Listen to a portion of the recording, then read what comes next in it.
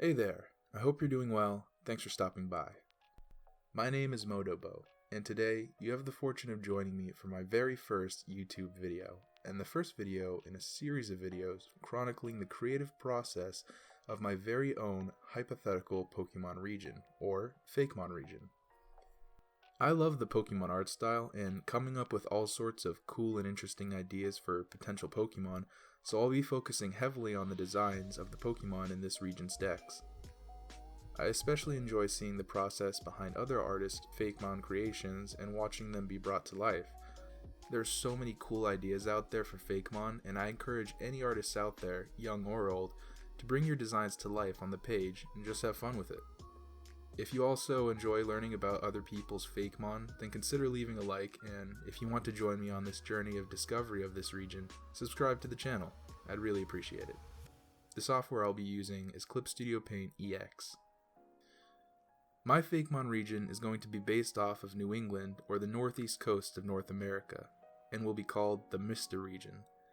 I want it to consist of expansive dense forest and cold snowy weather, but that's for another video. In today's video, I will be going over the design process of the very first Fakemon in this regional dex, the first evolution of the grass starter line. When I first started designing this mon, the original concept was a reptilian mon based on a Dimetrodon, a non-mammalian synapsid that lived during the Ciceralian period of the early Permian. I was having trouble deciding on which prehistoric creature I wanted to base this mon off of to stick with the grass starter theme of evolution, but when I saw the neural spine sail that Dimetrodons are best known for, I fell in love with the idea of a grass Pokemon that uses the large sail-like protrusion on its back in the sun to gather sunlight. At first, I just threw myself in there and came up with a bunch of rough sketches, with no real aim. I liked the idea of the sail on its back being one big leaf that was so heavy that it weighed down the back legs of the Pokemon. I kept playing around with it, but something about this design felt kind of awkward, like I was trying to recreate Bulbasaur. I decided to change up the head in a major way in an attempt to make this Pokemon cuter and less like a recreation of its real-life counterpart, but eventually scrapped this idea for a more reptilian one. I took a little break at this point and spent some time sketching this little buddy with features that I enjoyed a bit more, and discovered that by making it hard to move around for this mon, it would be hard to pose and it would have a bit of a reserved personality, which wasn't what I had in mind. This new design consists of a much rounder bushy tuft instead of a big leaf on its back, and big round cheek circle things like you would find on an iguana. This is because during my sketches I realized that my design is much like an iguana. The spines on an iguana's back reflect those of a Dimetrodon, and iguanas also like to bask in the sun. So now this is a Dimetrodon-iguana fusion Fakemon. Although, even though iguanas also have their front legs sort of raised and their back legs on the ground more, I wanted to make this design overall a bit more active and playful. I used this as a base to make a new sketch that I think is very cute, but I found myself struggling with the eyes. I wasn't sure how I wanted them to look, so I kept going back and switching them around. I wanted to capture the same cartoonish oval eyes as the latest generation of starter Pokemon, but wasn't sure where they should lie on the face. At this point, I make a cleaned up line layer and continue to adjust and make additions. And just when I feel like I'm ready to move on to the final line work layer, I decide I'm not satisfied with the sketch I have now. I continue to adjust the eyes until I get to a place that I like, and then you can see me messing around with the brushes for a while. Now, if anyone in the comments knows of any Clip Studio compatible brushes or brush settings for the lines in Pokemon art style, please share them with me down below in the comments, and with anybody else who may want to use those brushes, because that would be very helpful. While I have been drawing Pokemon for a long time, I am new to both Clip Studio Paint and turning my ideas into fully realized pieces, and would really appreciate any helpful tips and tricks you might know about.